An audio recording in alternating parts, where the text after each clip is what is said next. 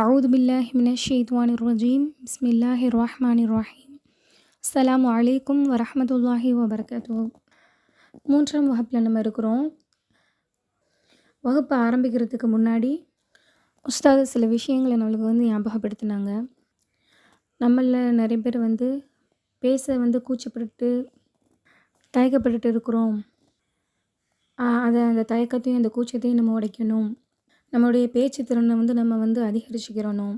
ஆரம்பத்தில் நம்மளுக்கு தயக்கமாக இருந்தாலும் கூட போக போக அது நம்மளுக்கு பழகிடும். அது நம்மளே மிகப்பெரிய ஒரு பேச்சாளராக உருவாகும் இந்த பழக்கம். அப்படிங்கிறதுக்காக தான் நம்மளை அவங்க எடுத்த அந்த கிளாஸை நம்மளையும் திரும்ப சொல்கிறாங்க. அந்த பேச்சு திறன் அப்படிங்கிறது ஒரு பேரருளாக தான் நம்மளுக்கு இருக்குது. அல்லாஹ் சுப்ஹானஹு வ தஆலா சொல்லி காட்டும்போது ரஹ்மான் சூராவில் ரஹ்மான் அல்லமல் குர்ஆன் வ ஹலகல் இன்சான அல்லமஹுல் பயான். அளவற்ற அருளாளன் அவன் குர்ஆனை கற்றுக் கொடுத்தான், மேலும் மனிதர்களை படைத்து அவர்களுக்கு பேசும் ஆற்றலையும் கற்றுக் கொடுத்தான் அப்படின்னு அல்லாஹ் சொல்கிறான். இப்போது இந்த ரஹ்மான் சூராவில் அல்லாஹ் சுப்ஹானஹு வ தஆலா முழுக்க முழுக்க அவன் மக்களுக்கு செஞ்ச அந்த மனிதர்களுக்கு செஞ்ச அந்த அருள் கொடைகளை பற்றி தான் அதிகமாக பேசிட்டு வரான். அதில் முதல் விஷயமாகவே அல்லாஹ் சுப்ஹானஹு வ தஆலா இந்த பேச்சு திறனை தான் சொல்லி காட்டுறான்.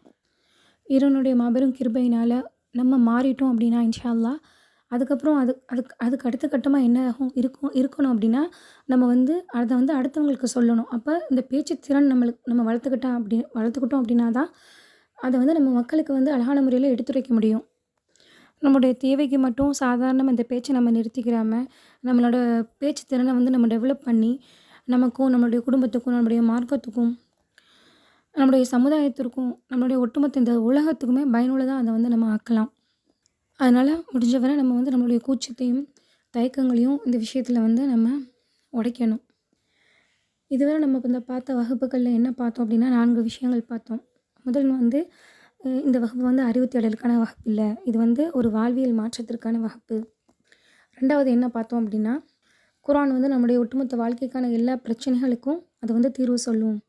இது வெறும் தியரியை மட்டும் அவங்க சொல்லலை, ப்ராக்டிக்கலாக வாழ்ந்து எத்தனையோ கோடி மக்கள் இதை ப்ராக்டிக்கலாக வாழ்ந்து அதிலிருந்து படிப்பினைகளை பெற்று இது தன் வாழ்க்கையில் மாற்றத்தை கொண்டு வந்திருக்குது அப்படின்னு நிரூபிச்சிருக்கிறாங்க.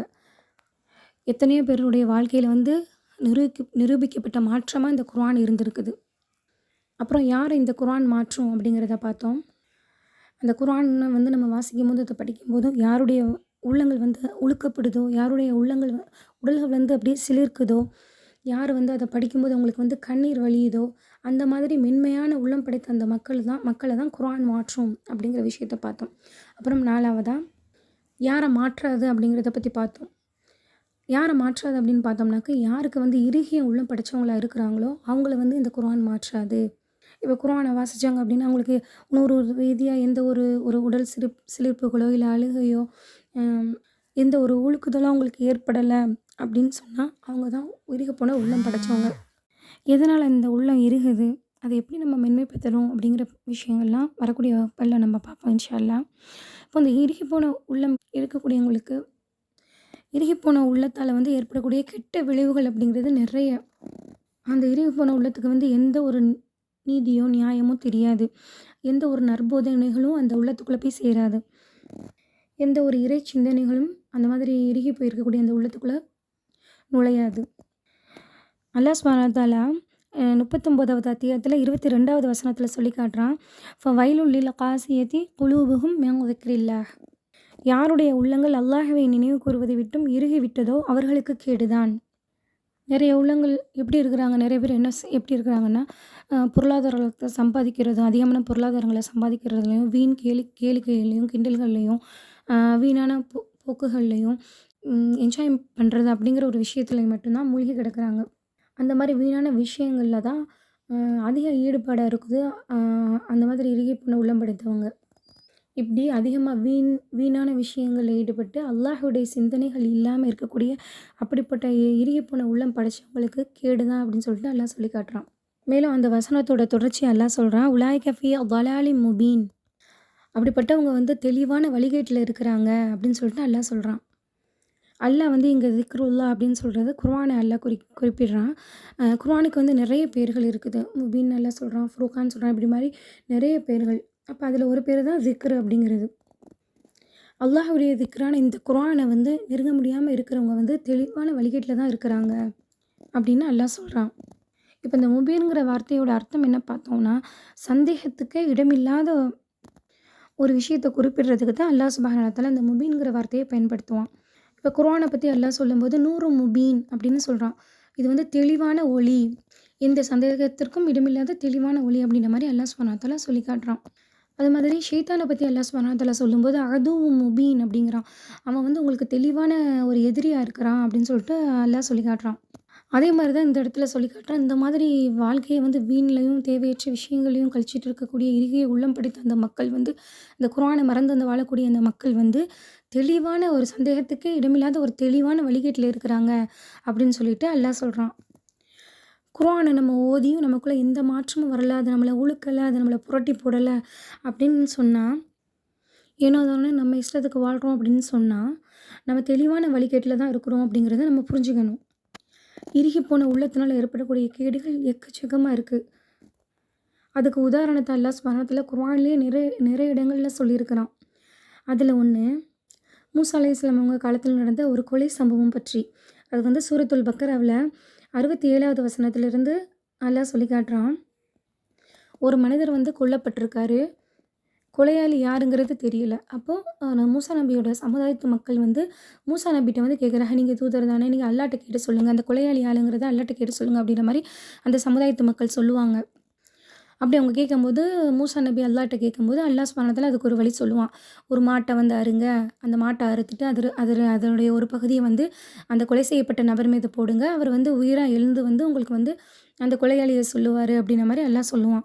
"நீங்க என்ன எங்கள கேலியா பண்றீங்க?" அப்படின்ற மாரி அந்த மக்கள் மூசா நபிய பத்தி கேட்கும்போது, "நான் வந்து அறிவிலி ஆவத விட்டு அல்லாஹ் என்ன பாதுகாக்கட்டும்." அப்படின்ற மாதிரி மூசா நபி சொல்லிட்டு, ம் மூசா நபி சொல்லுவாங்க. அப்ப அந்த மாட்டோட தன்மை என்ன அப்படிங்கிற மாதிரி அந்த மக்கள் வந்து மூசா நபிட்ட கேட்பாங்க. அந்த மாடு வந்து ரொம்ப வயதான மாடும் இல்ல, ரொம்ப இளங்கன்றும் இல்லாம நடுத்தர மாடா இருக்கும் அப்படின்னு சொல்லுவாங்க. அதுக்கப்புறம் திரும்பவும் உங்க இறைவன்ட்ட எங்களுக்கு கேட்டு சொல்லுங்க. அந்த மாட்டுடைய நிறம் என்னங்கிறத கேட்டு சொல்லுங்க அப்படின்னு சொல்லிட்டு கேட்பாங்க.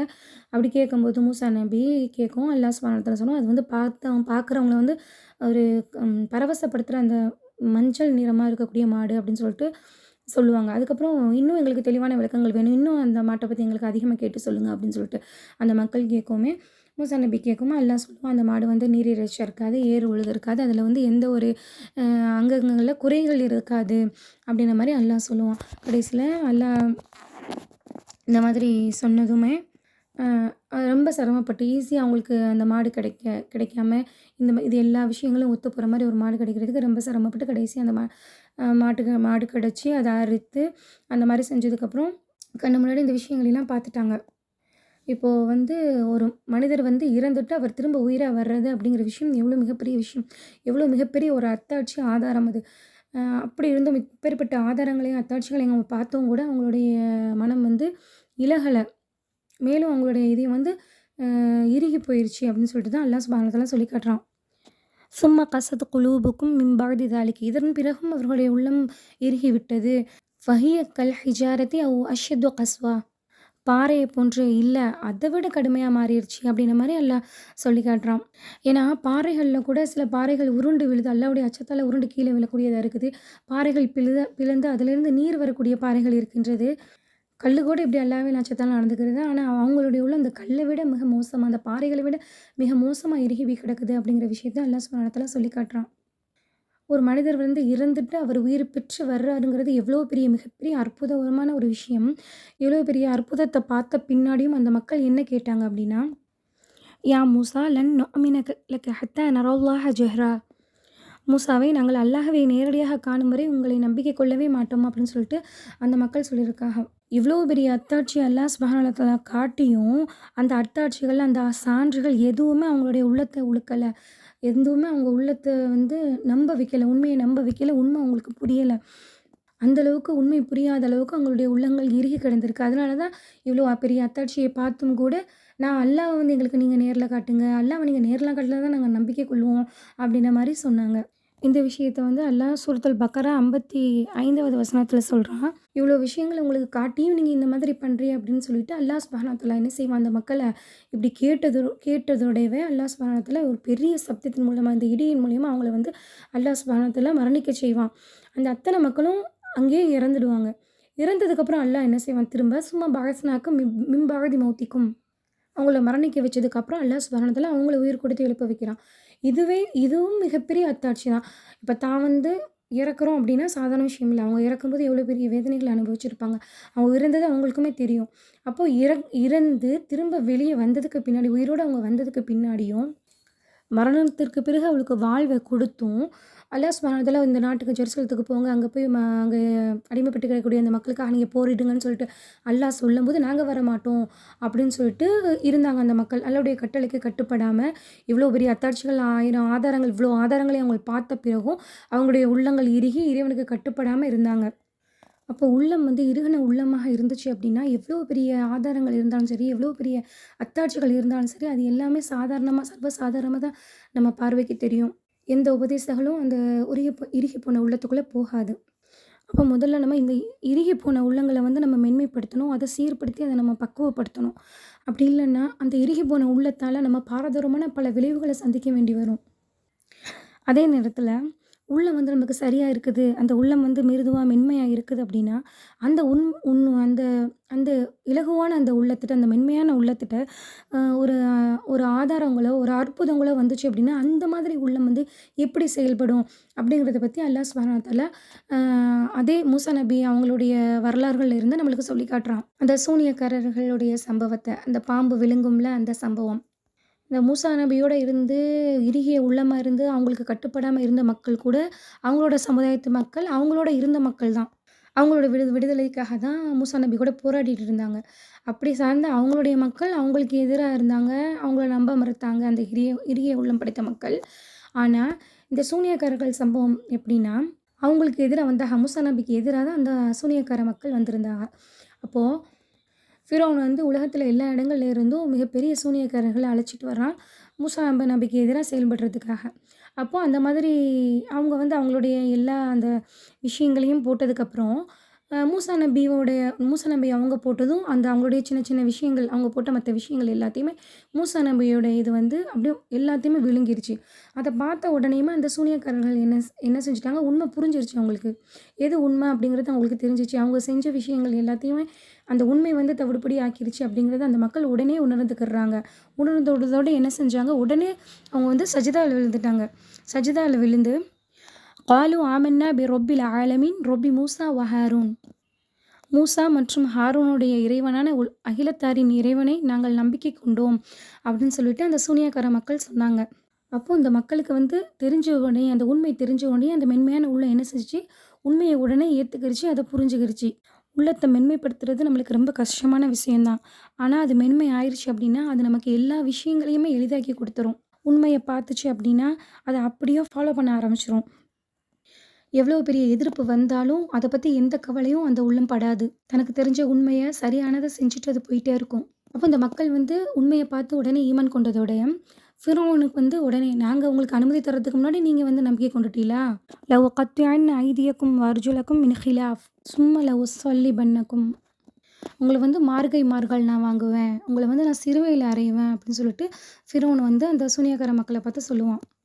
அப்போ உண்மைய புரிஞ்சு கொண்ட அந்த மென்மையான உள்ளம் படைத்த அந்த மக்கள் சொன்னாங்க, "ஃபக்லி மா அன்த கால் இன்னமா தக்லி ஹாதிஹில் ஹயாத்தத் துன்யா." தீர்ப்பளிக்கிறத நீ தீர்ப்பளிச்சுக்க, நீ தீர்ப்பளிக்கிறதெல்லாம் இந்த உலகத்தில தான் அப்படின்ற மாரி சொல்லுவாங்க. மேலும் அந்த மக்கள் சொன்னாங்க, "இன்ன ஆமன்னா பி ரொப்பினா லியக்ஃபிர் லனா ஹத்வாயானா வமா அக்ரஹ்தனா அலைஹி மினஸ் சிஹ்ர்." எங்கள் தவறுகளையும், எங்கள் சூனியத்தையும் எங்களுக்கு மன்னிக்கிறதுக்காக நாங்க வந்து அல்லாஹ்வ நம்பிக்கை கொண்டோம் அப்படின்னு சொல்லிட்டு அந்த மக்கள் சொன்னாங்க.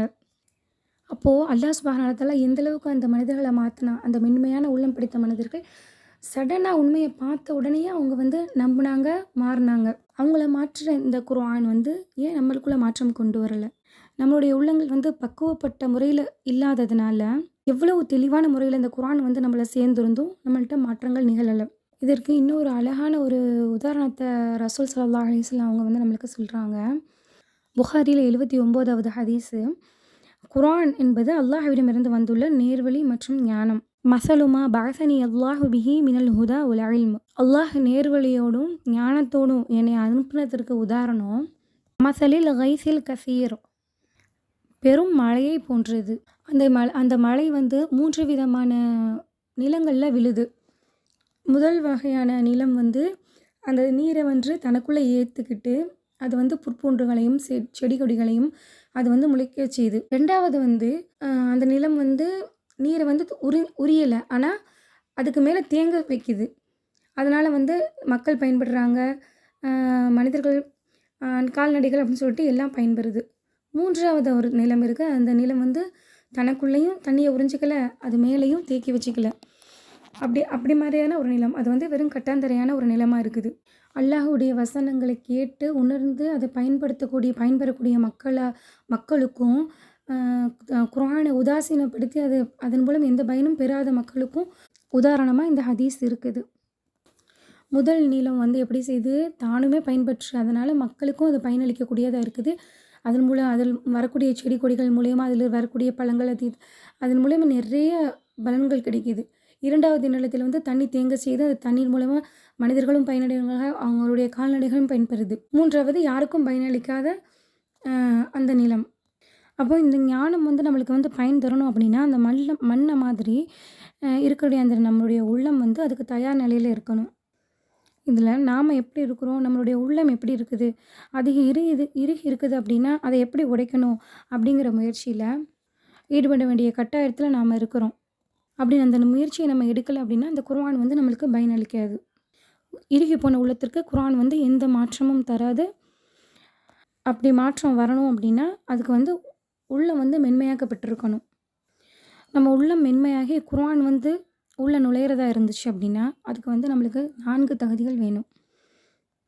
59வது அத்தியாயத்தில் 21வது வசனத்தில் அல்லாஹ் சொல்லி காட்டுறான், இந்த குர்ஆனை நம்ம வந்து ஒரு மலையில மீது இறக்கி வச்சோம் அப்படின்னா அந்த மலை வந்து அல்லாஹ்வுடைய அச்சத்தால் அது வந்து வெடிச்சு விட பார்க்குது அப்படின்னு சொல்லிட்டு அல்லாஹ் சொல்கிறான்.